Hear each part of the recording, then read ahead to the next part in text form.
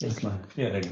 Hare Krishna, my dear devotees, all glories to Srila Prabhupada ki jai. Hare Krishna, Krishna Krishna, Hare Hare, Hare Rama, Rama Rama, Hare Hare. Today we're hearing from the Bhagavad Gita, as it is by His Divine Grace, A.C. Bhaktivedanta Swami Srila Prabhupada, chapter 5 and verse number 23. Is that right? Yes, ma'am.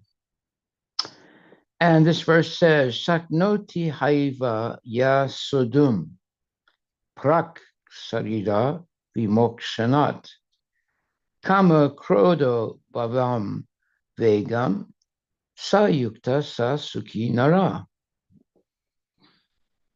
And the translation is, before giving up this present body, if one is able to tolerate the urges of the material senses and check the force of desire and anger, he is well situated and is happy in this world. And let me read that again. Before giving up this present body, if one is able to tolerate the urges of the material senses, the material senses, when they see something desirable,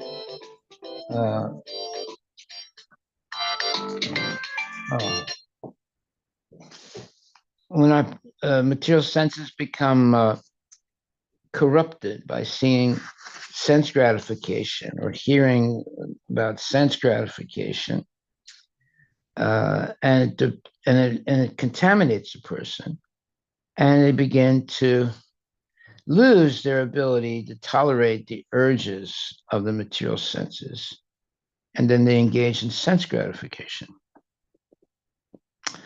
and they can't check the force of desire of desire and anger. But a devotee, before giving up this present body, if one is able to tolerate the urges of the material senses and check the force of desire and anger, he is well situated and is happy in this world. Desire and anger, very important to control desire, material desires, and anger. When you can't achieve your material desires, you become angry. And then you become completely bewildered. Purport by His Divine Grace, A.C. Bhaktivedanta Swami Prabhupada. If one wants to make steady progress on the path of self-realization, he must try to control the forces of the material senses. There are the forces of talk, forces of anger, forces of mind, forces of the stomach, forces of the genitals, and forces of the tongue. One who is able to control the forces of all these different senses and the mind is called Goswami or Swami. Such Goswamis live strictly controlled lives and forego altogether the forces of the senses. Material desires, when unsatiated, generate anger, and thus the mind, eyes, and chest become agitated. Therefore, one must practice to control them before one gives up this material body. One who can do so is understood to be self-realized and is thus happy in the state of self-realization. It is the duty of the transcendentalist to try strenuously to control desire and anger. All right, well, there you have it. One cannot really be a happy person unless they're able to control the material desires. And when you cannot achieve your material desires, one develops anger. And when one develops anger, he forgets who he is, what he should do, what he should not do, and does self what you would call losing self-control. So every day you'll see thousands and thousands of people going into bars and smoking, drinking liquor, and you'll see so many different ways for sense gratification. And all that is because they are frustrated and they want to have a little bit of relief from their frustration. So they start smoking marijuana, drinking liquor, having illicit sex, and engaging basically in uh, selfish activity and completely ignoring God, not paying any attention at all to Krishna. So that's a very dangerous type of life. And here it says, there are Goswamis who live strictly controlled lives and forego altogether the forces of the senses.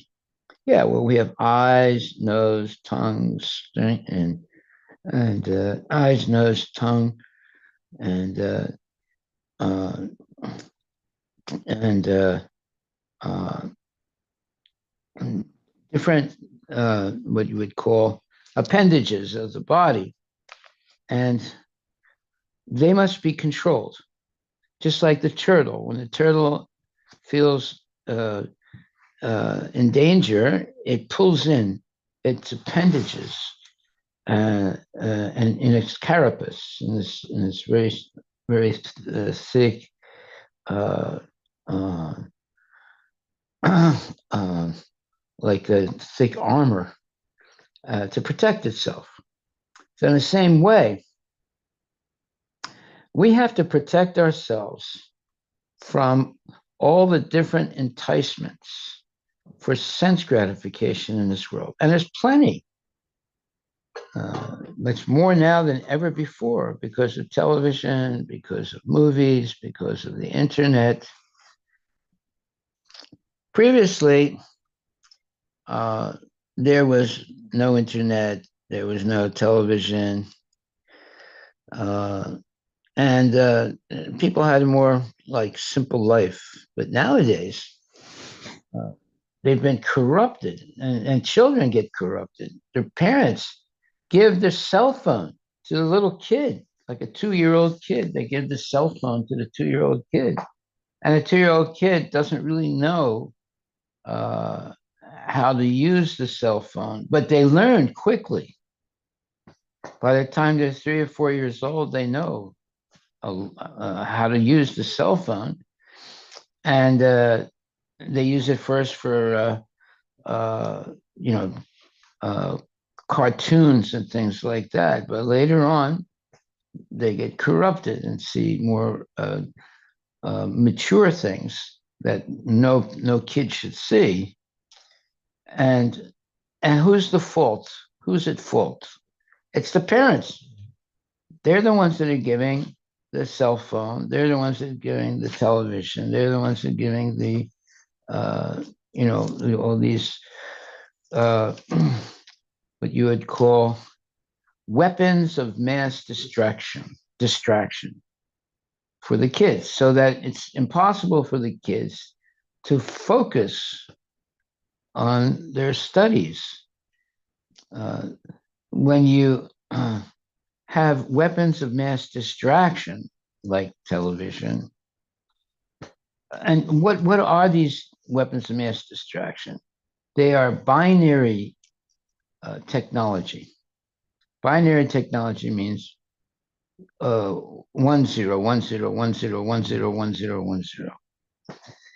But in the Krishna consciousness and traditional Vedic teaching, it's not binary technology, it's oneness.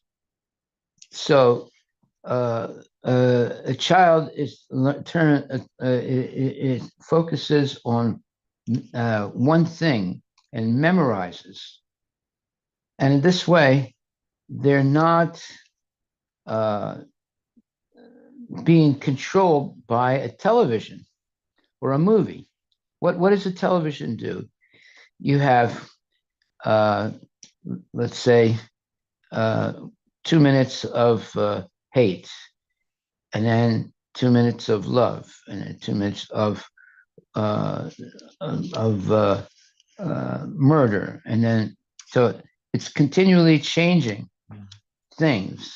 So it conditions the person watching television or comics or whatever not to focus on one thing, and they have to have these comics and like Bugs Bunny and other types of yeah, that that basically is training them not to be focused on one thing. They need to be entertained by many different things. So they can't really learn anything. You don't really learn anything by watching a movie, right? Some people say, "Oh, this movie was so important. It's changed my whole life." That's a bunch of nonsense. And movie has never changed the life of anyone. Uh, as soon as they get out of the movie, after a day or two, they forget the whole thing. So movies are just for entertainment. They're not for changing your life. You want to change your life, you come and hear Krishna conscious philosophy and chant Hare Krishna. Then that'll change your life. But some people say, "Oh, this movie was so good. It's changed my life, and I learned so many things." That's complete bogus. So you have to understand, what does the television do? It trains someone to become binary. Binary means 1010101010. That's what a television trains you to your mind to go 10101010.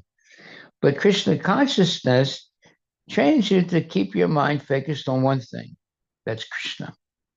You see? So there's a major difference between this binary technology and Krishna consciousness. Krishna consciousness is helping us to fix our mind always on Krishna. All these other things, the movies and the different types of entertainment, it's to keep your attention from one thing to many things, right? So, but when you're meditating on many things, you're not able to remember everything. But if you can focus on one thing, then you can remember it over time.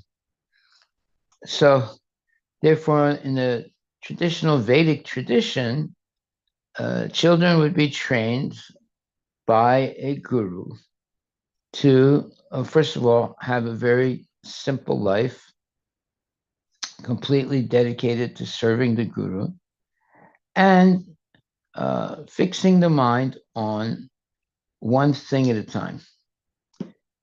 And what was that one thing? That was their relationship with Krishna. So that should be our main concern in life, how to focus our mind on Krishna 24 hours a day. And children should be trained to do that also. I mean, if you give your child a book, like, for example, sometimes there's recommended reading in kindergarten or in first grade or second grade. They give you these books on, uh, the book about a dog, right? So what's the kid going to learn? Like I remember one time, and there was this family of devotees, and I went to do a program in their house, and they had a son, and the son was like a devotee, right? He was chanting Hare Krishna, and he was good. He was young, but he was very good. Then after a year or two, I went back again to do another program in their house, and the boy had a huge selection, a huge uh, number of dinosaurs in the house, made out of rubber or whatever, right? And he knew all the different names of the dinosaurs. He completely forgot everything about Krishna. He was, collecting dinosaurs and Watching movies with dinosaurs. watching movies about dinosaurs. Yeah, his mind had become completely captured by dinosaurs. Whose fault was that? It's the parents' fault. Parents and also schools. School. When they go to Yeah, school, yeah. they talk about. And I mean, I was shocked, because the first time I went, the boy was a devotee, right? He was very young, but still he was a devotee, he was chanting Hare Krishna. And next time I go, he was completely overwhelmed by dinosaurs. He knew the names of this one, brontosaurus, avarosaurus, this saurus, that saurus. He had no idea anymore about Krishna. So it's a very dangerous world today. Our world's always been dangerous, but the the television and the cell phones and everything, they're completely corrupting children. And the parents, sometimes they'll give a cell phone to their kid, like a 2-year-old kid. They give the cell phone, and the kid, you know after a couple of months of playing with the cell phone, they know how to use it. All right. Okay, so therefore, this verse today, before giving up this present body, if one is able to tolerate the urges of the material senses and check the force of desire and anger, he is well situated and is happy in this world. Now, how many people today get angry, are easily getting angry, and have so many corrupt desires for sense gratification? I mean, it's terrible. And uh, you have to check the force of desire and anger. Then one can be happy in this world. But how do you check the force of desire and anger? Well, the purport explains. If one wants to make steady progress on a path of self-realization, he must try to control the forces of the material senses, eyes, ears, nose, tongue, and so forth. These are the senses, and the ultimate sense is the mind. There are the forces of talk, forces of anger, forces of mind, forces of the stomach, forces of the genitals, and forces of the tongue. One who is able to control the forces of all these different senses and the mind is called Goswami or Swami. Such Goswamis live strictly controlled lives and forego altogether the forces of the senses. Material desires, when unsatiated, generate anger, and thus the mind, eyes, and chest become agitated. Therefore, one must practice to control them before one gives up this material body. One who can do this is understood to be self-realized and is thus happy in the state of self-realization. It is the duty of the transcendentalist to try strenuously to control desire and anger. That means strenuously means with a lot of determination to control material desires and anger. When the material desires are not achieved, one becomes angry. And one can sometimes commit crime, beating people, or even killing people, because they lose the control of their mind by the anger. So unsatisfied material desires generate anger, and the minds and the senses become agitated. So there's so many people today that are living with unsatisfied material desires. Thousands, billions, hundreds and thousands, maybe millions of people are living with unsatisfied material desires. And what does that do? It generates anger. So to find a person who is not controlled by anger and who is satisfied by functioning in Krishna consciousness, therefore, the only desires that such a devotee has is the desires to please Krishna. Then he becomes very angry, and he becomes very happy, and he's not angry anymore. He knows how to control anger. One controls anger by always chanting Hare Krishna, Krishna Krishna, Hare Hare, Hare Rama, Rama Rama, Hare Hare.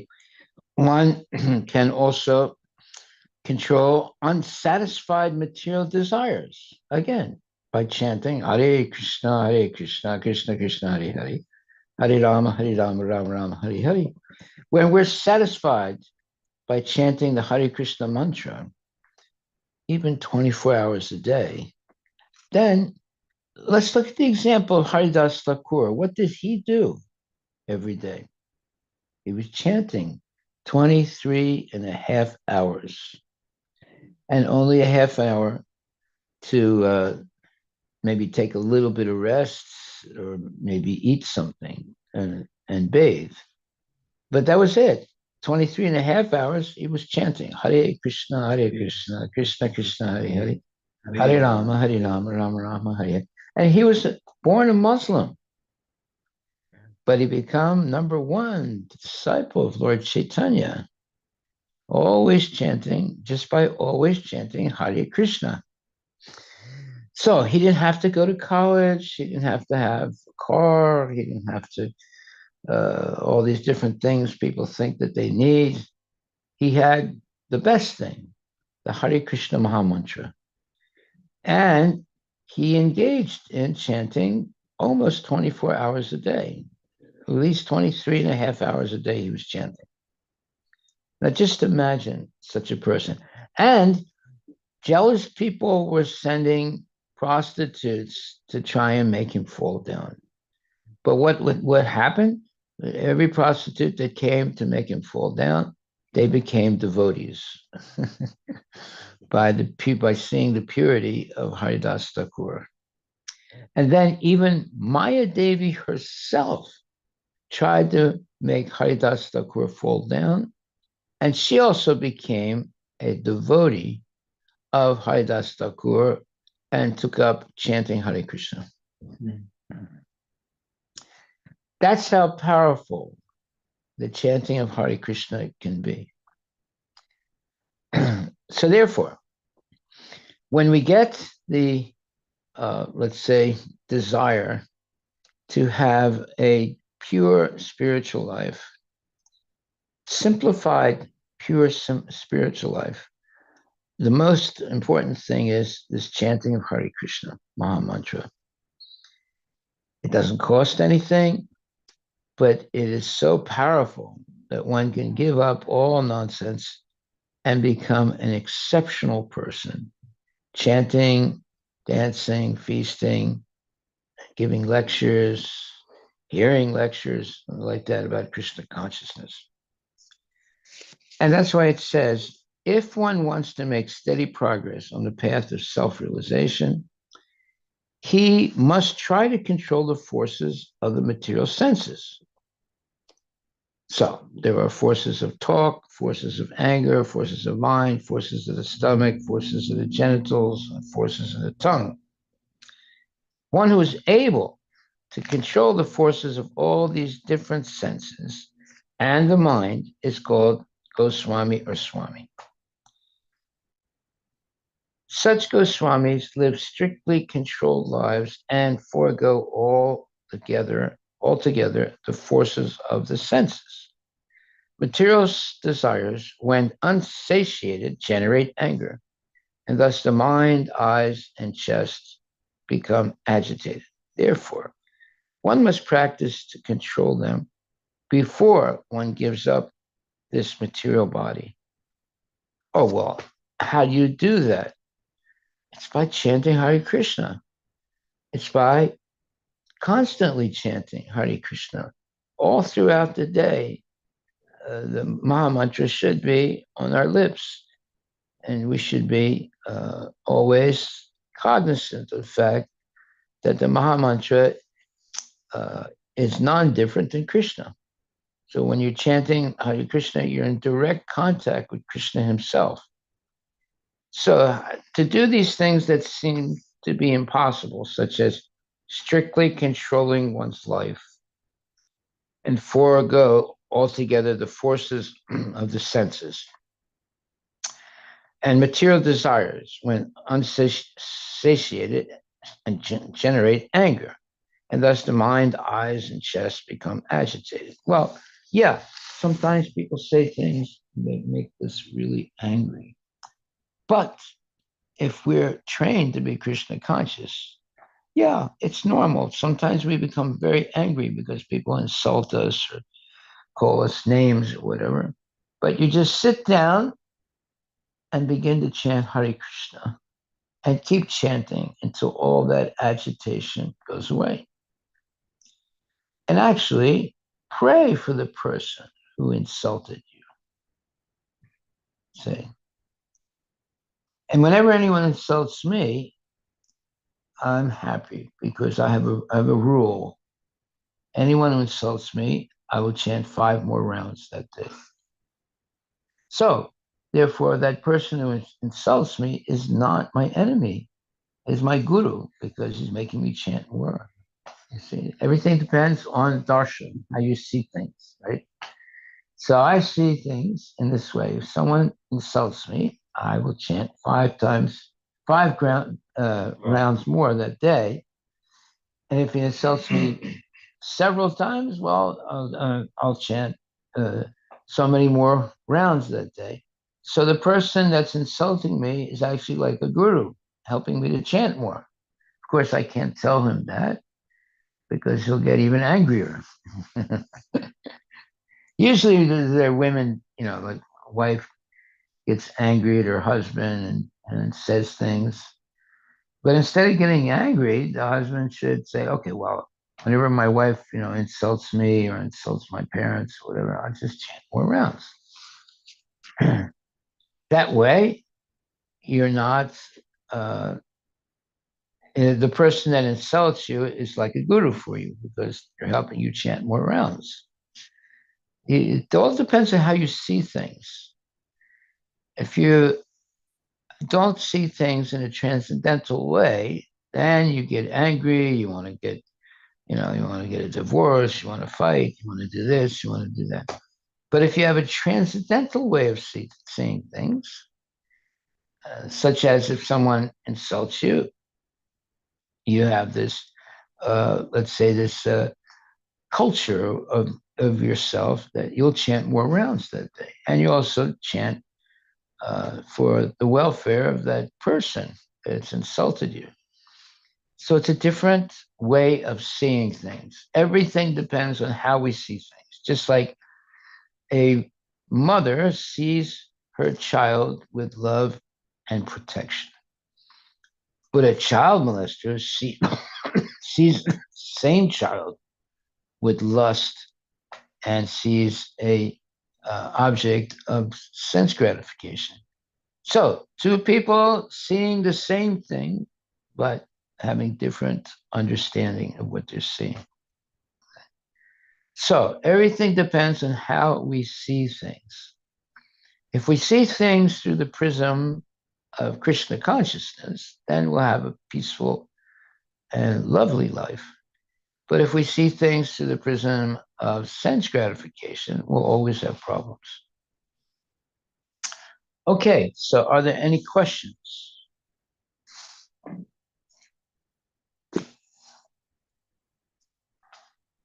So, again, it says, before giving up this present body, if one is able to tolerate the urges of the material senses and check the force of desire and anger, he is well situated and is happy in this world.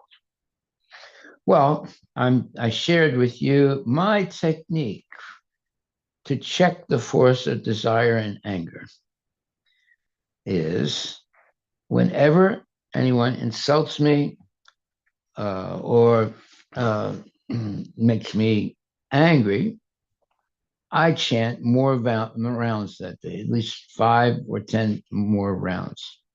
So instead of seeing that person who insulted me as an enemy, I see that person as a guru or someone who is helping me become more Krishna conscious. That's my little way of controlling my desire and anger. So if one wants to make steady progress on the path of self-realization, he must try to control the forces of the material senses.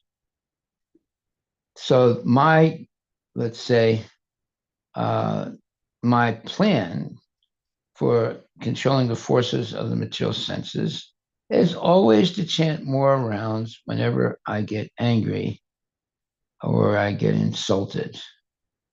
And that way, the person that insults me is actually doing me a favor because I will automatically chant more rounds that day.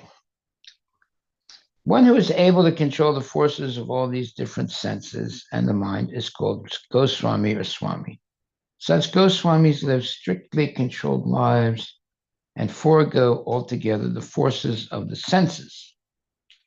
Material desires, when unsatiated, generate anger, and thus the mind, eyes, and chest become agitated. Therefore, one must practice to control them before one gives up this material body. One who can do so is understood to be self-realized and is thus happy in the state of self-realization. It is the duty of the transcendentalist to try strenuously to control desire and anger. Well, here's a very important statement. We must be practiced to control the desire and anger. And the best way to do that is just chant Hare Krishna. Sit down in front of the deity or in front of a picture of the deity and chant and keep chanting until that so-called anger, pain, frustration, it goes away. And it'll go away if you keep chanting. And then you'll have serenity. And you realize, wait a minute, this chanting Hare Krishna is the panacea, is the medicine for all problems of life. So therefore, whenever there are problems in life, it could be you don't have enough money or getting in arguments with your family or, there's so many different problems. Just by sitting down and chanting until you feel that your mind and heart are cleansed of the fear or anger and jealousy or whatever. So instead of the one way is to take a bath, right, to purify the dirt on the body, but the other way is to keep chanting until your mind becomes completely peaceful. So that is the medicine for all persons who have a tendency of getting angry easily. They have to sit down and just chant. And you'll see that you'll become very calm and you'll be able to control your mind and your senses. And you'll be happy because you're not being controlled by anger. You're being controlled by love for Krishna. One who can do this is understood to be self-realized and is thus happy in the state of self-realization. It is the duty of the transcendentalist to try strenuously to control desire and anger. Hare Krishna. Okay, my dear devotees, any questions? Anyone have a question?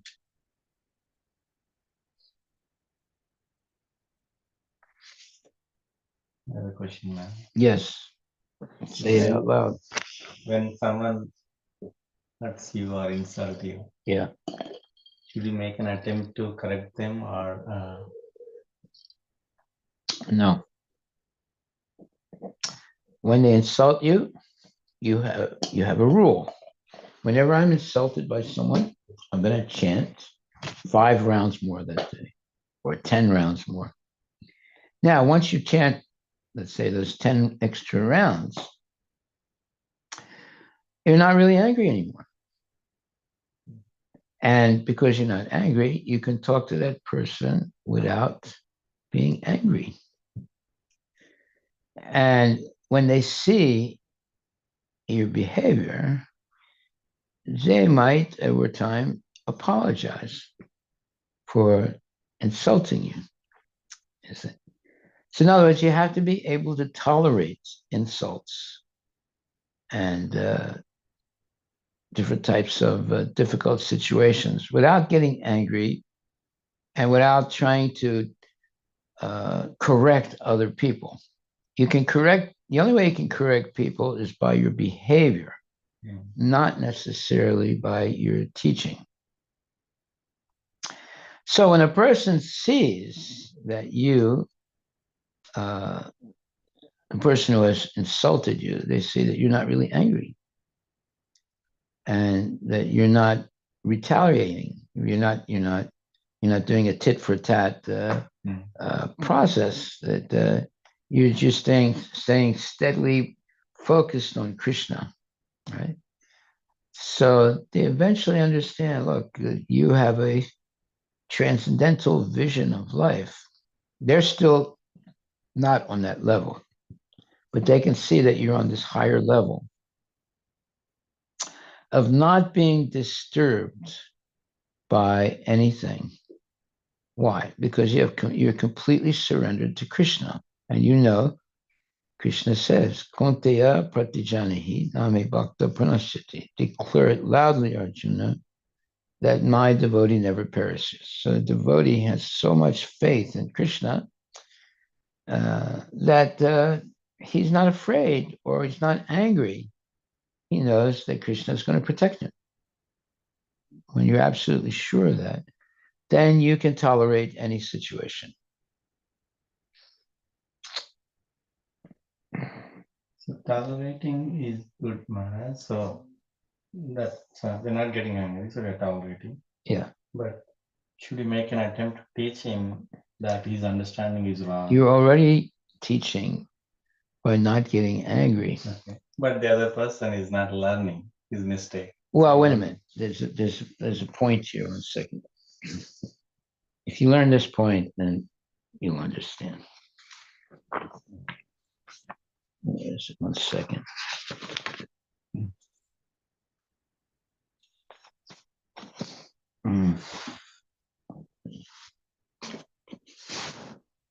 Okay.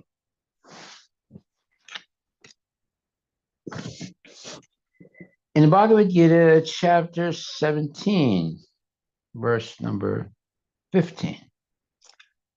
Anudvega karam vaikyam satyam priyahitam chayat swadhyaya abhyasanam chaiva vanmayam tapa uchyate.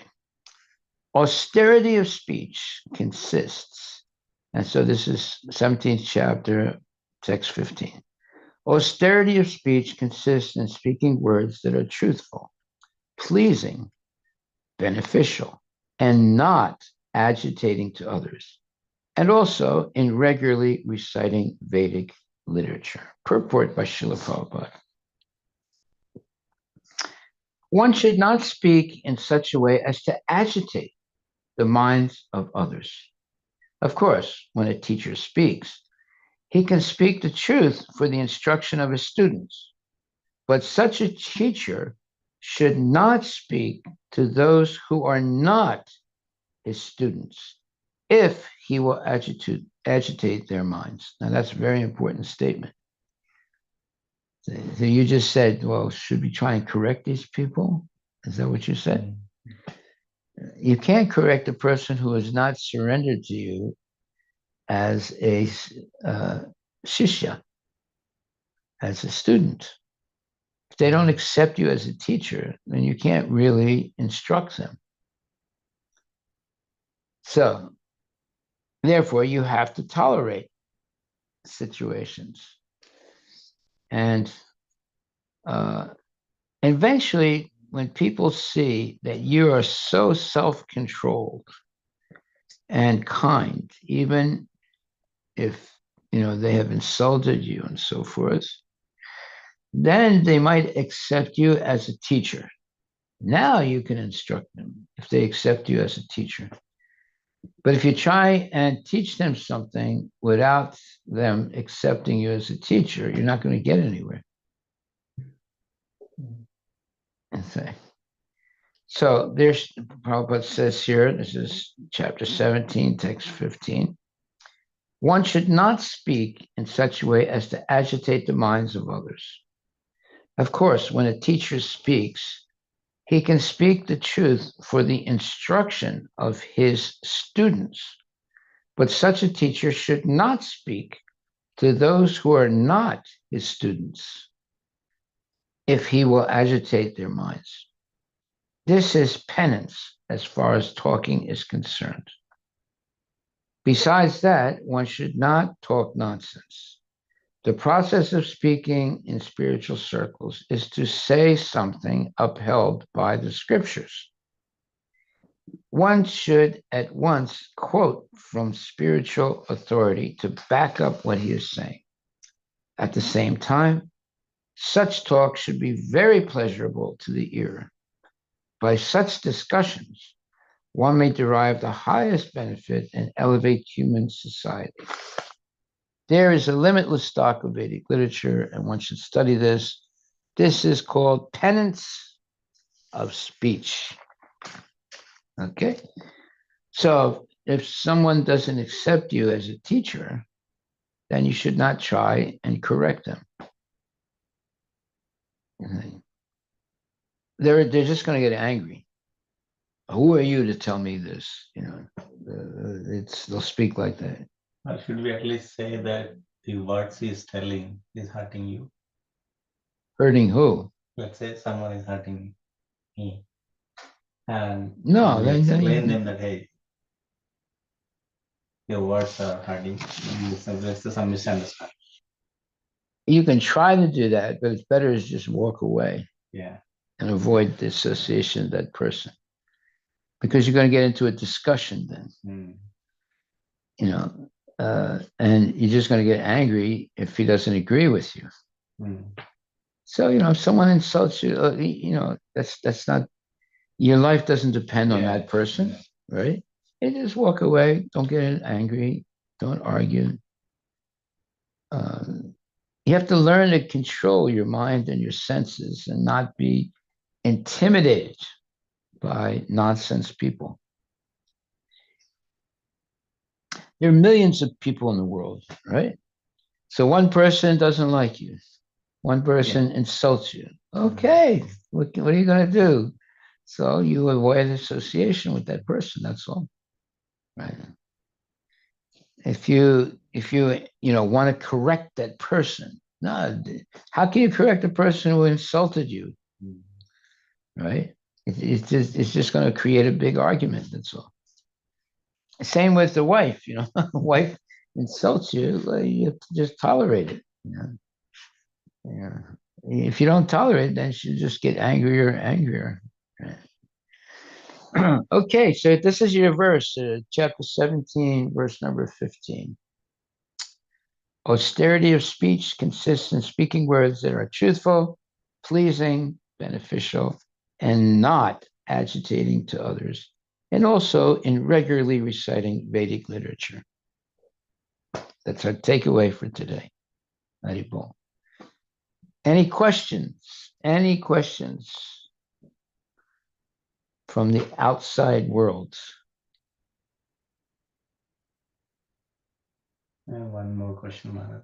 Yeah. Time. That's all right. Yeah. So let's say if the actions of a devotee, action of a devotee or anyone is impacting the service, Krishna service. In those situations, should we react or should we just keep quiet?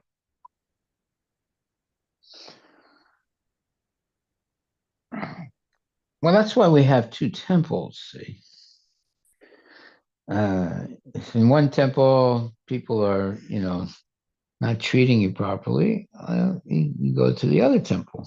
No, it's not about treating me or anybody. In general, I'm just asking the scenario where if devotee actions are hurting the service or others. Okay, but the question is, what is hurting? Let's say, I mean, if you say, "Oh, that just hurt me," right? So you not go a to a person. doctor and say, "Doctor, this hurt me." Okay, he takes a stethoscope, and he puts it on your heart and your back, and he says, "Well, there's nothing wrong with you." So what is hurt Not exactly? hurting the person as such, like it's impacting the service, let's say. No, it's not done in a proper way or something. Should we speak out or should we just keep quiet?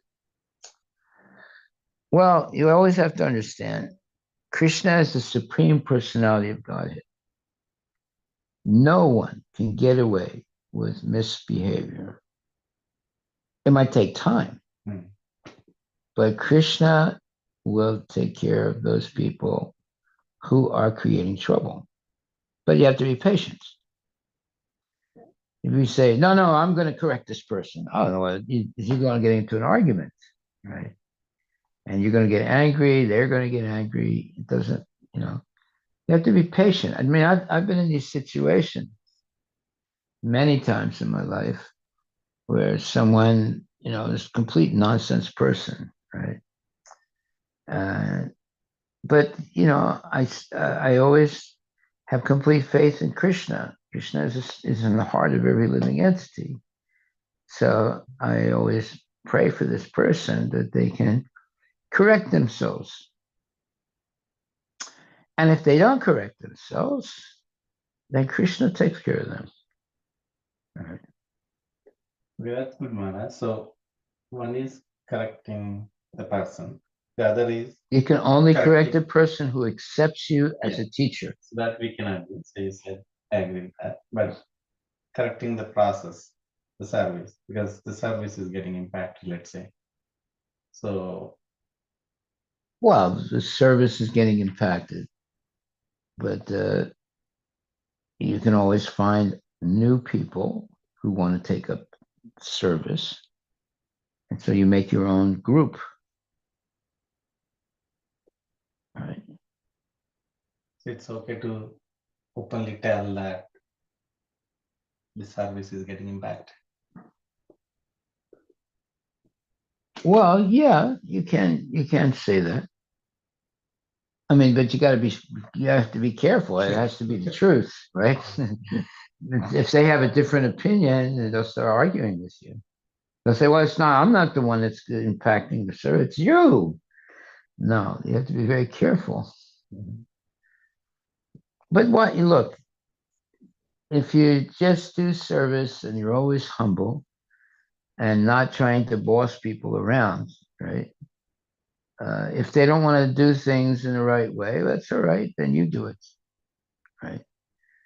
And then they'll learn from you.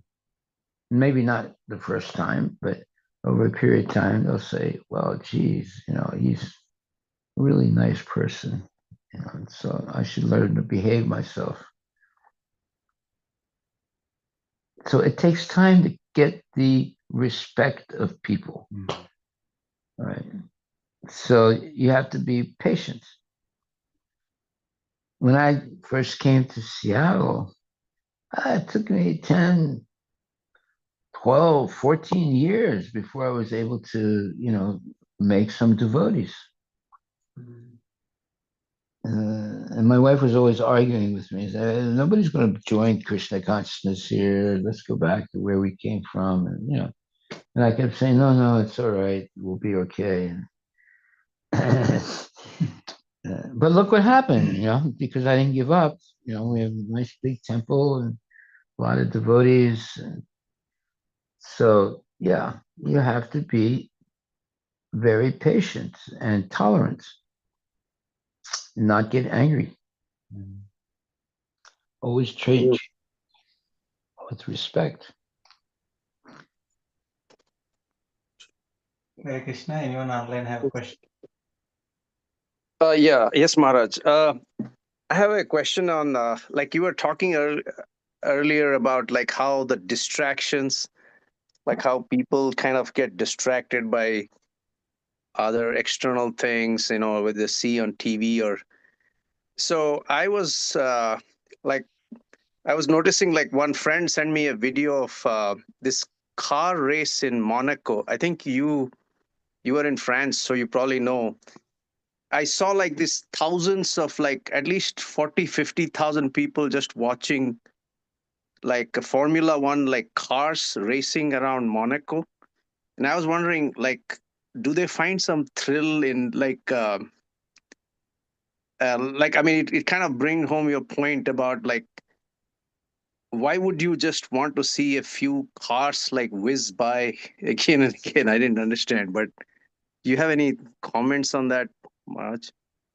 Like, I think it's called the Monaco Grand Prix, like where, and I saw like at least 150,000 people like just sitting and watching from their balconies, and I was like, are they getting some kind of pleasure out of that, or I'm not sure.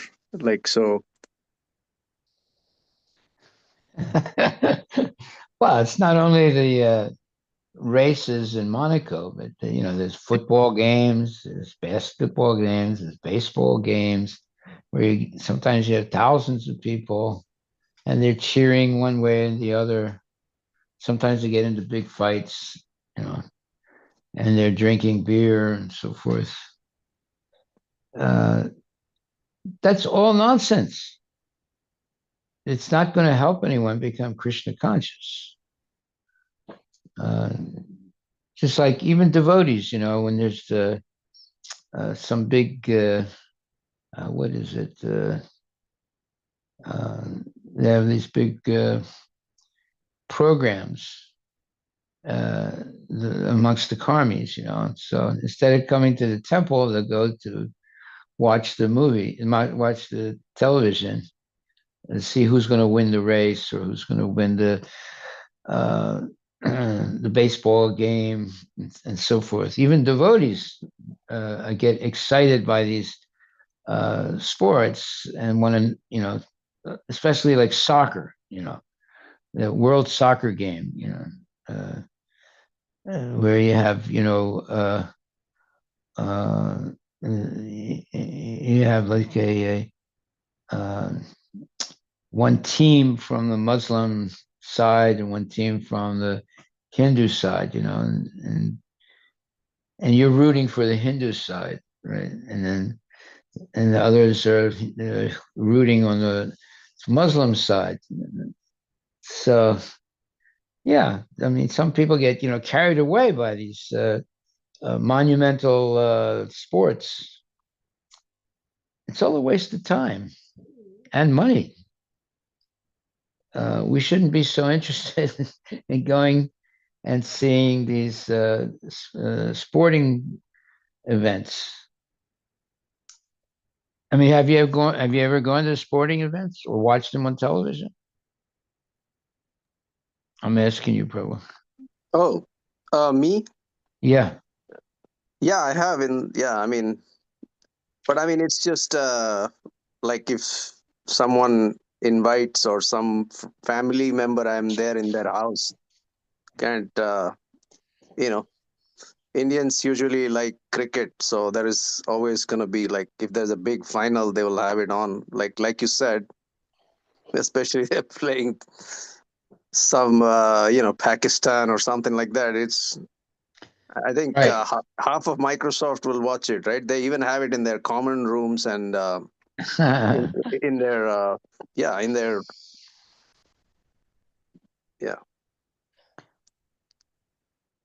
Right. So, I mean, even what? the CEO of Microsoft, he has invested in cricket team, which will play in Marymore in a couple of years, and he has also purchased a big majority in a cricket team in England. So, I mean, it's right at the top. It's coming down. Well, we should be more interested in, uh, you know, helping people become Krishna conscious. Exactly. Yeah. Following a baseball or football or a soccer team is not really going to help you to become Krishna conscious. Right? I remember one time, my brothers, who were all gamblers, they took me to a horse races. Yeah. I think I was only like 10 years old, right? So, uh, so my brothers, they were betting on different horses, right? And I was not really interested. I was only 10 years old, so I was not so interested in it.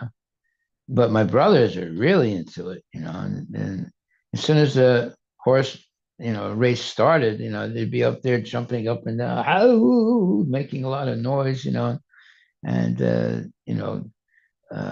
and then when their horse didn't win, they'd tear their tickets and throw it on the ground and get really upset and so forth. So I was, but see, I was not involved because I was not betting. I was only 10 years old. But I was sitting next to these two guys. They were one. They were like hillbillies, right? So I wasn't like connected to them, but I was sitting, close enough to hear what they were saying. So one of them said, "Wilbur, did you win you have the winning ticket?" And the other guy said, "Nope."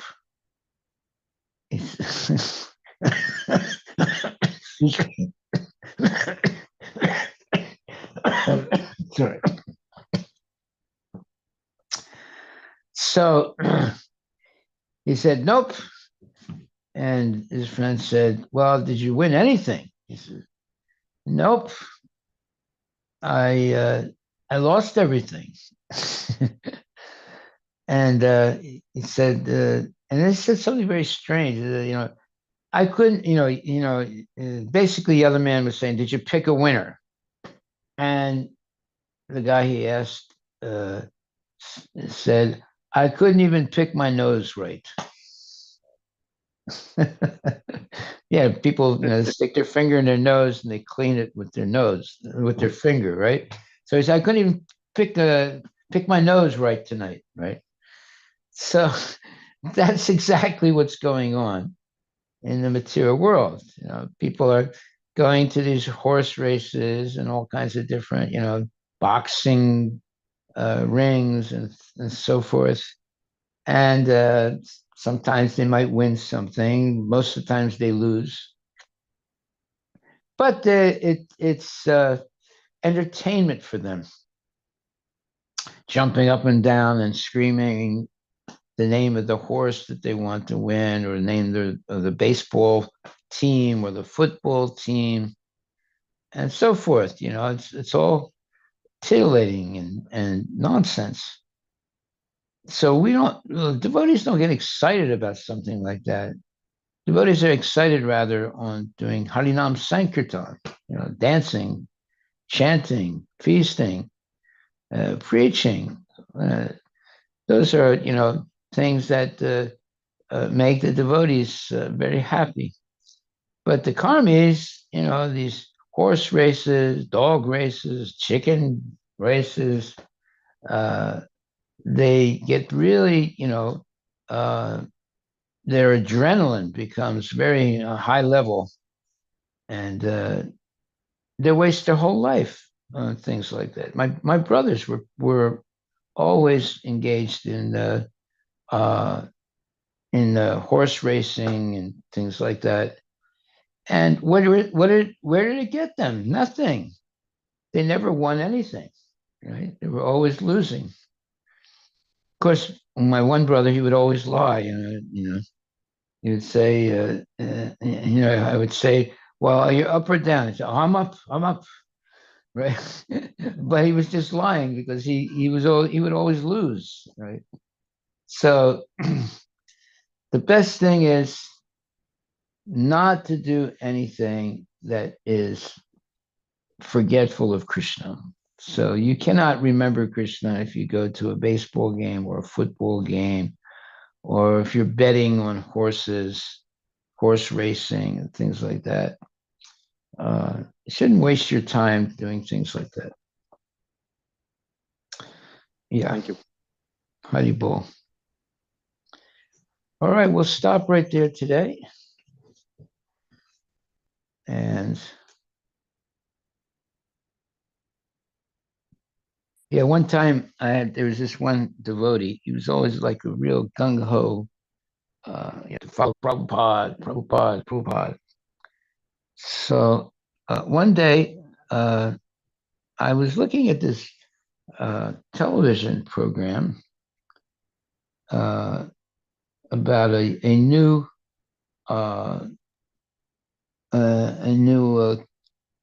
Casino. casino. Right? Yeah. I And remember. so I mean, I was a little bit interested to see what it was. And when I looked, I saw a devotee, that's a member of our congregation, and he was like going, always gung ho, Prabhupada, Prabhupada, and he was sitting down, and there was a woman next to him with her arm on his shoulder and drinking, with one glass of champagne, and he was betting. I couldn't believe it. I had to sort of look at it 3 or 4 times to make sure it was him, but it was him.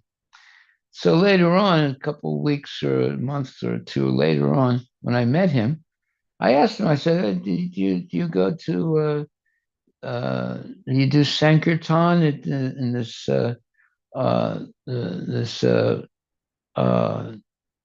football or baseball stadium?" He said, "Yeah, I go there every once in a while on the outside." And I said, "Have you ever gone inside into the stadium?" He said, "Sometimes I go inside to the bathroom." Yes. I said, "Well, I think I saw you with some woman, and she had a glass of champagne, or she had her arm on your shoulder, and you were betting." He said, "Oh, yeah. Well, you don't really got the real context." He said, uh, I do go to this stadium, but I don't go inside.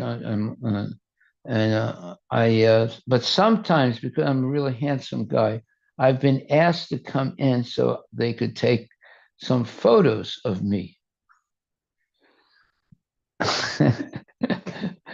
and uh, and that's why you probably saw me on television. So I said, but what about that woman that had her arm on your uh, neck and had a glass of champagne? He said, "Well, I can't help that because I'm a very handsome guy." So you see, you can't hide anything, you know. And this is a person that is always gung ho, Prabhupada, Prabhupada, Prabhupada, right? But then he got caught. No one can hide anything in this world, especially, there's television, there's radio, there's all these, different ways of communication. So no one can hide anything. So this devotee was breaking the principles openly. He didn't think anyone would see this, but I happened to see it because I happened to open a television, and it was about this new casino that opened up, and there he was, right? So we have to be very careful, very, very vigilant, not to be in the wrong place at the wrong time. Our place should always be in Krishna consciousness. And just like myself, if I'm giving lectures, but then one day you see me walking down the street smoking a cigarette, well, what would you think? Right. So we have to be very, very careful if we want to be Krishna conscious. Haribol. It's not to hide anything. We have to be very careful about following strictly the rules and regulations of Krishna consciousness. That should be our culture, our real, let's say, vocation is always to follow Krishna consciousness purely. Okay, thank you very much, my dear devotees. Please chant Hare Krishna and be happy. Great. Yeah. Prabhupada asked that question once. He said there was a group, there was a group of devotees. He was giving a lecture. At some point, he said, "Are you happy?" And everyone said, "Yes, Prabhupada." And there was one person that said, "No, I'm not happy." And Prabhupada again said, "Are you happy?" And again, the boy said, "No, I'm not happy, Prabhupada." And then he asked again, I said, "Are you happy?" And the boy said, "No, I'm not happy, Prabhupada." And he said, "Therefore, there is some mistake that you're making. You're not following the regulative principles." And that was true. He wasn't following the regulative principles. So if you're happy in Krishna consciousness, that means you're following the regulative principles. You have nothing to worry about. But if you're not following strictly, then yeah, there's many reasons not to be happy then.